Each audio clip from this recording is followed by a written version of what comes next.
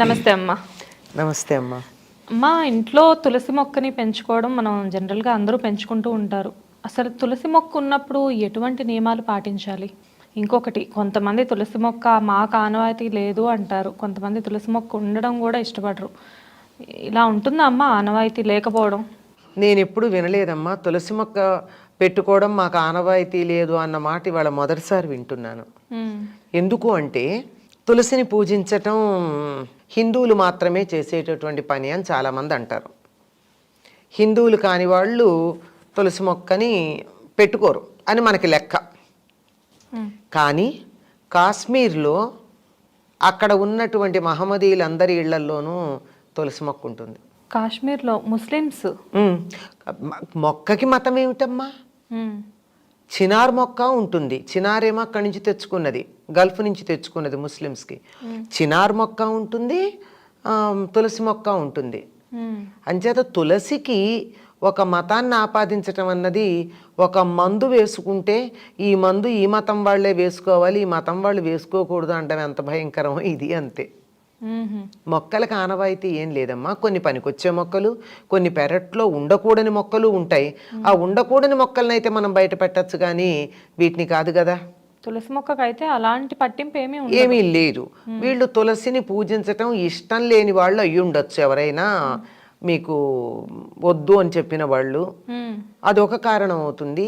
తులసి కొన్ని పరిస్థితుల్లో బతకదు, అటువంటి శౌచాన్ని పాటించని వాళ్ళన్నా అయ్యి ఉండాలి.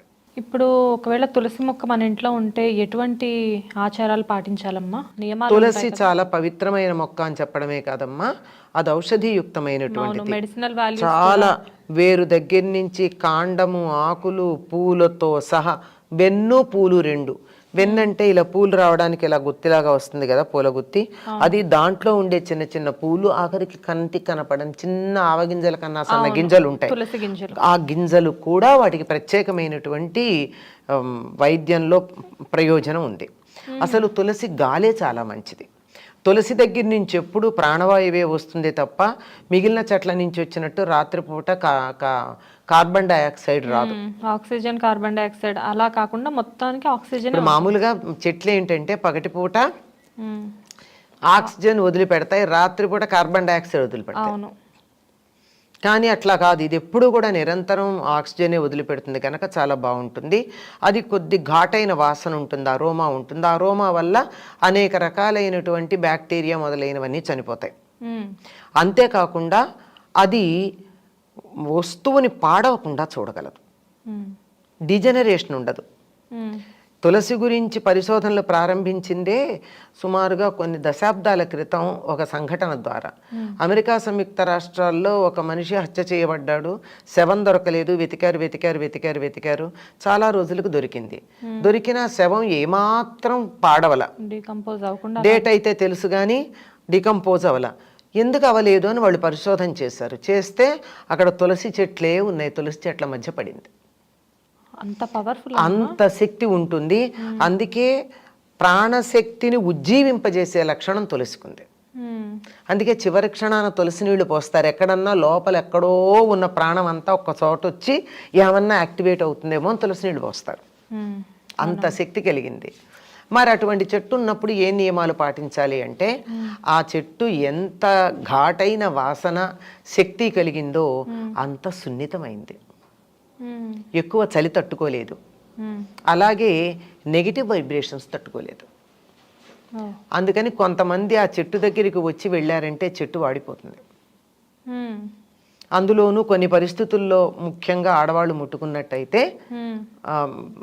మొహమాటం ఎందుకు నిస్సంకోచంగా చెప్తున్నా, పీరియడ్స్ ఉన్నప్పుడు గనక ఆడవాళ్ళ చెట్టు దగ్గరికి వెళ్ళినట్టయితే చెట్టు వాడిపోతుంది. ఎవరో వాదించారు, మా ఇంట్లో నేను ఎప్పుడు ముట్టుకుంటాను, వాడిపోలేదండి, ఏం మాట్లాడుతున్నారని. నీలాగే అది కూడా గడుగ్గా అయి ఉంటుందమ్మా, ఎక్సెప్షన్స్ ఉంటాయి కదా ఎప్పుడూను, ఇది కూడా ఎక్సెప్షనల్ కేసు అయి ఉండాలి, జనరల్ అయితే కాదు. అన్నిటికీ ఉంటాయిగా అపవాదం, అలా అని చెప్పా. అందుకని నాజుగ్గా ఉంటుంది గనక ఆ నెగిటివ్ వైబ్రేషన్ తట్టుకోగలిగినటువంటి శక్తి ఉండదు కనుక వాడిపోతుంది, అంతే, అంతకన్నా మరొకటి కాదు. ఎవరన్నా మాకు తులసి వద్దు అన్నారంటే అయితే పరమ సనాతన ధర్మాన్ని ద్వేషించేవాళ్ళు. అంటే మరో ధర్మాన్ని మీరు పాటించవచ్చు, తప్పేం లేదు, దీన్ని ద్వేషించాల్సిన పని లేదు. నాకు ఫలానది ఇష్టం అంతే వెళ్ళండి, కానీ మరో దాన్ని ద్వేషించక్కర్లేదు కదా. ఈ ద్వేషమే మేము దాని పట్ల ఇష్టం ప్రకటించుకోవడం అనేటటువంటి ఒక భ్రమలో ఉంటారు చాలామంది. ఆ భ్రమలో ఉన్నటువంటి వాళ్ళు ఇది అక్కర్లేదు అని చెప్పడం మనకు కనపడుతుంది. లేదా ఇలాంటి నియమాలు ఏమీ పాటించకుండా శౌచము లేకుండా ఉంటారేమో, అది కూడా కారణం అవ్వాలి తప్ప, లేకపోతే ఎవ్వరూ కూడా ఈ తులసిని దూరంగా పెట్టాలి అనేటటువంటి వాళ్ళు లేరు. అమ్మ, తులసిలో చాలా రకాలు ఉంటాయి. 5 రకాలు ఉన్నాయి. 5 రకాలు. 5 రకాలలో ఏ రకమైన మనం పూజకి సాధారణంగా మనం వాడేది మామూలు తులసి అమ్మ. ఆ తులసిలో కృష్ణ తులసి ఉంది, రామ తులసి ఉంది, లక్ష్మీ తులసి ఉంది. మనం ఎక్కువగా వాడేటటువంటిది ఈ లక్ష్మీ తులసి ఎక్కువ వాడుతూ ఉంటాం. కృష్ణ తులసి అంటే ఊదా రంగు, ఇప్పుడు మీరు వేసుకున్నా నేను వేసుకున్నా వీటిల్లో ఈ రంగుతో ఆకులు వస్తాయి, ఈ నెల ఆ రంగులో ఉంటాయి. దాని దగ్గర ఘాటు ఎక్కువ, దాన్ని కూడా పూజించవచ్చు. అలాగే రామ తులసి అంటే అసలు కాడది ఎంత పెరిగినా కానీ లేత పసుపు రంగులో, లేత ఆకుపచ్చ రంగులోనే ఆకులును కాడ ఉంటాయి. మనం మామూలుగా పూజించుకునే తులసి ఇంత లేత ఆకుపచ్చ రంగులో ఉండదు, మామూలుగా ఉంటుంది, ఆకుపచ్చ రంగే ఉంటుంది. కాడ ముదిరితే కాస్త వుడ్ కలర్ వస్తుంది. ఇది కాక ఇంకా కర్పూర తులసి ఏవో 2-3 ఉన్నాయి, ఇంకా 2 ఉన్నాయి. 5 రకాల తులసులు. విష్ణు తులసి, ఇంకోటి ఏదో ఉంది, 5 తులసి. తులసి మొక్క కొన్ని చోట్ల వాడిపోయింది అంటారమ్మా, కొన్ని చోట్ల నిద్రపోయింది అంటారు. అంటే ఏంటమ్మా అసలు దానికి పరిష్కారం ఏంటి? అమ్మ, తులసి మొక్క 2 ఏళ్ల కన్నా ఉండదమ్మా, దాని వయస్సు అంతా. అంటే ఎండైనా నీడైనా కరెక్ట్ గా దానికి తగ్గ దానికి టెంపరేచర్ తగినట్టుగా పెడితే కూడా 2 ఏళ్ల తర్వాత చెట్టు ఉండడం చాలా కష్టం. ఎందుకంటే దాని వయస్సు అంతే, అది బైనియల్ అంతే, 2 ఏళ్ల కన్నా ఉండదు. అట్లాంటప్పుడు సాధారణంగా తులసి కోటలో ఎండిపోయిన తులసి మొక్క కనపడడం శుభం కాదు అని కదా మనం అనుకుంటాం. అవును, చాలా మంది తులసి మొక్క ఎండిపోవడం చూసి కంగారు పడి అమ్మో ఏదో జరగబోతుంది అనుకుంటారు. కానీ అనుకుంటారు కానీ అందరిళ్లలోనూ 2-3 ఏళ్లకు జరుగుతూనే ఉంటాయి కదా. ఇది ప్రతిసారి ఏమి చెడు కాదు. కాకపోతే తులసి కోటలో ఎప్పుడూ చెట్టు పచ్చగా ఉండాలి అంటే 1 ఏడాది అయ్యాక సరిగ్గా ఇదే సమయం, ఈ వర్షాకాలంలో మన పూజలు వస్తాయి కదా, ఆ సమయంలో మళ్ళీ విత్తనాలు వేస్తారు అదే తులసి కోటలో. ఆ తులసి కోటలో వచ్చినటువంటి కొత్త మొక్కలు వస్తూ ఉంటాయి, పాతది వాడిపోతే తీసి పక్కన పెడతాం. ఆ పక్కన పెట్టిన మొక్కని ఏం చేయొచ్చు అంటారు? ఎక్కడ తొక్కకుండా ఉంటారమ్మా, పక్కకు పెట్టాలి, ఏ నీళ్లలోనా వెయ్యాలి. లేదంటే దాన్ని జాగ్రత్త పరిచి ఆయుర్వేదం వాళ్ళకి ఇవ్వచ్చు. లేదంటే తులసి మాలలు తయారు చేస్తారు, అవును, ఇప్పుడు ఇస్కాన్ వాళ్ళకి ఆ మొదలు లావుగా ఉన్న మొదలుని ఇవ్వచ్చు.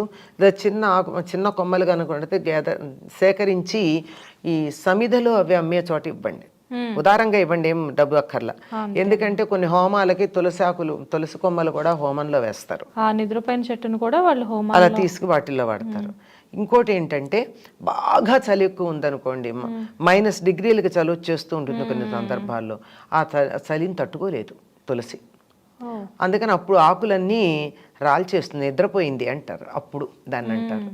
అప్పుడు దానికి కొంచెం వెచ్చదనం కలిగించాలి. అందుకే మనం కార్తీక మాసంలో ఏం చేస్తాం, తులసి కోటలో దీపం పెడతాం. చలికాలం తెల్లారుదామున 4:30కో 5కో పెడతాం కదా, ఆ దీపం నుంచి నూనె వేసి ఒత్తులు వేసి వెలిగించిన దీపం ఉందే, ఆ దీపం నుంచి వచ్చేటటువంటి వేడికి చెట్టు చాలా చక్కగా ఉంటుంది. థ్యాంక్స్ అమ్మా, మంచి ఇన్ఫర్మేషన్ ఇచ్చారు. నమస్తే.